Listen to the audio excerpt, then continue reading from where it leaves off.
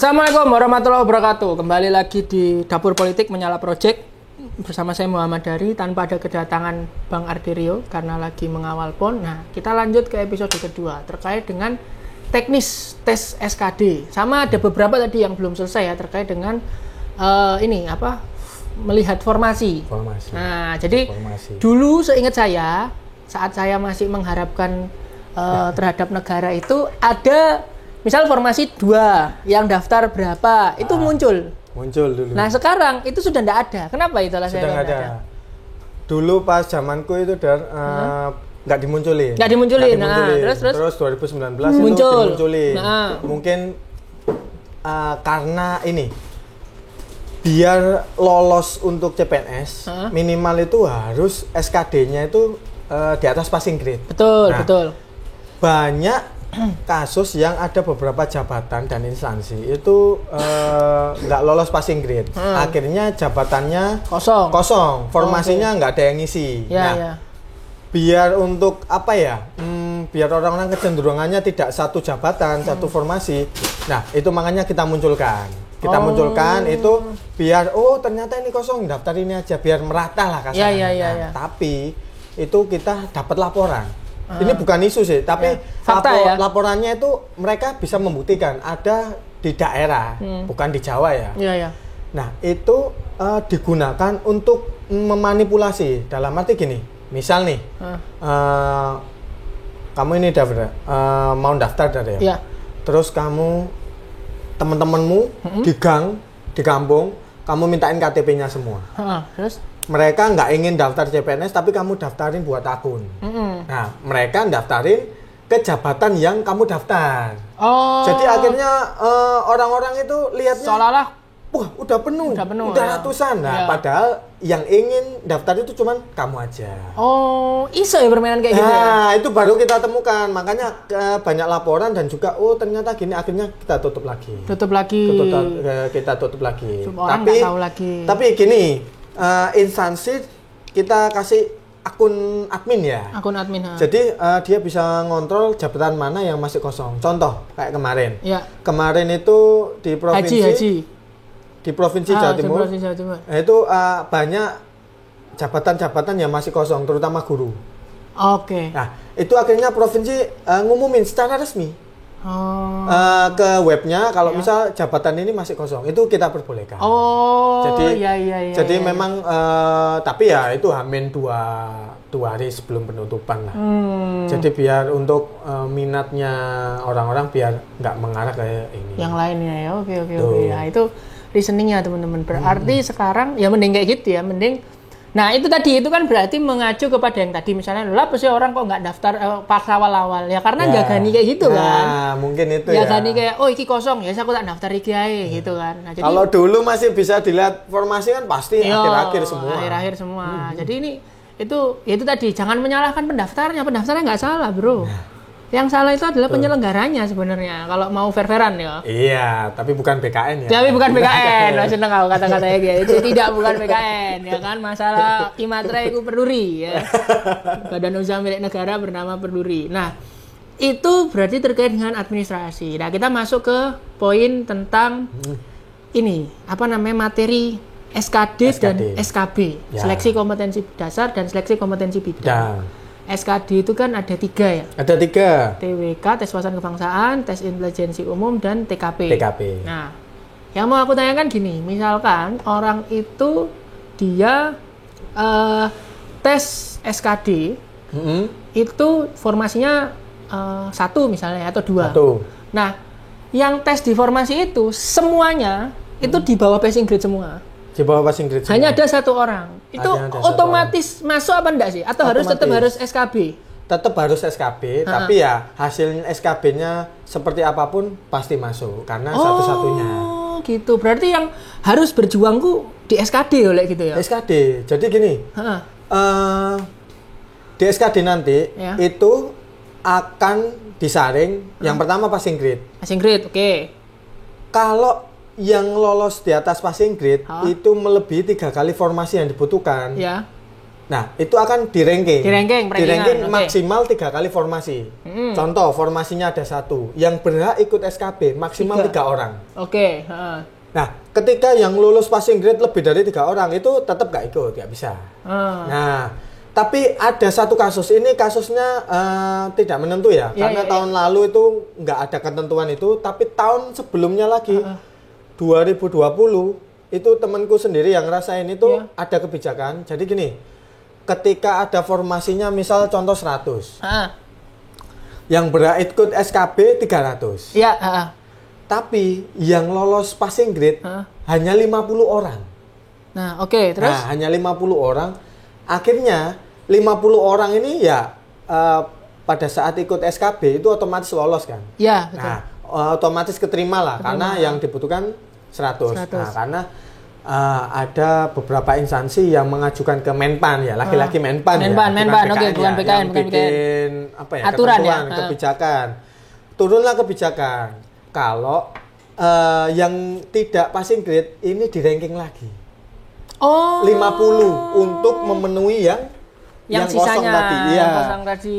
Jadi bersama yang 50 yang passing grade itu sama-sama ikut SKB bersama 50 kali 3. Jadi 150 orang yang nggak passing grade itu ikut SKB juga. Jadi yang ikut SKB ada total 200. Tapi dengan catatan yang 50 orang passing grade itu otomatis lolos. Jadi 150 orang lainnya SKB bersaing. Jadi itu ada temanku kuliah. Akhirnya jadi, masuk dia. Akhirnya masuk. Pada saat gak passing grade itu wah, dia langsung mendadak Islami ya. Jadi tiap malam ke Masjid Agung. Akhirnya terjawab doanya. Ada kebijakan seperti itu. Memang kadang manusia itu mencari Tuhan ketika susah memang ya kan. Ketika sudah masuk selesai itu. Oh, kayak ngono ya berarti ada ya. Ya. Itu kebetulan di mana instansinya itu? Jaksa. Kebetulan jaksa. Dulu, jaksa gak lulus passing grade. Iya. Dulu karena memang banyak yang bilang SKD-nya susah. Dulu, terutama di TKP. Banyak yang lolos di TKP kan, padahal dulu. kalau kita bilang kan secara soal standarnya semua sama. Yang bikin soal itu sih BKN kan? Bukan. Jadi gini, yang bikin soal itu ada namanya Panselnas. Panselnas itu ya dari Kemendikbud. Oke, ya. Dari pokoknya berbagai instansi lah. Nah, soal itu untuk SKD dimuat itu jutaan dan. Jadi kita hanya sistem kita itu acak. Jadi gitu. CAT itu sistemnya itu yang apa ya? Yang diunggulkan itu karena acak itu tadi. Jadi seruangan misal ada 100 orang. Itu soalnya beda-beda iso. Beda-beda, jelas beda. Bukan hanya acak dari A dipindah B, enggak. Itu beda banget. Jadi 1 sampai 100 orang itu beda banget. Jadi ya memang itu sih keunggulannya. Dan apalagi kita waktu tes itu real ya skornya. Kita tampilkan ke YouTube. Jadi ya bisa dicek nanti kalau misal ada yang ngaku di YouTube sama di ini kok nggak sama. Nah, itu kan bisa di cross check. Makanya kenapa aturan di BKN ketika udah selesai tes itu kan langsung muncul nilai. Itu kita suruh catat. Biar apa ya cross check pasti sama kok dengan yang di YouTube. Iya. Tapi ada yang kemarin tes SKD-nya seminggu kemudian ada, Mas. Instansi tertentu ada. Karena ya. Jadi ada kita tahu lah ya. Bisa jadi itu anggota Panselnas juga. Iya. Jadi tes SKD itu enggak langsung. Nah, nanti teman-teman coba cek ya. Tes sekolah kedinasan yang SKD-nya enggak langsung keluar, tapi seminggu kemudian keluar. Dan sudah seminggu kemudian keluar, diturunkan passing grade-nya. Nah, itulah. Ya kan? Ada ya. Nah, itu karena ada ya itulah. Kenapa banyak kebijakan karena dulu tuh ada penambahan poin untuk kalau nggak salah daerah tertinggal. Oh iya. Ketika orang itu P3K ya tapi P3K, ya, bukan PNS ya. Jadi ketika mendapat pengalaman guru di satu lokasi yang daerah tertinggal itu dapat tambahan poin. Iya, ada tambahan poin. Nah, itu kan ya untuk ini kan SK-nya inilah. Makanya kenapa kalau kami boleh menyarankan ya untuk kan ada SKD SKB. SKD itu murni CAT. Pakai sistem kita. Terus kemudian SKB itu juga pakai sistem kita CAT. Nah, tapi materinya beda-beda. Tergantung jabatannya masing-masing. Nah, Cuman gini Dan, untuk instansi daerah ya. Instansi daerah, nah ini nih, Pemda. Pemda itu kabupaten kota provinsi sama ya? Kabupaten kota provinsi itu SKB-nya wajib hanya CAT. Jadi mereka wawancara nggak boleh.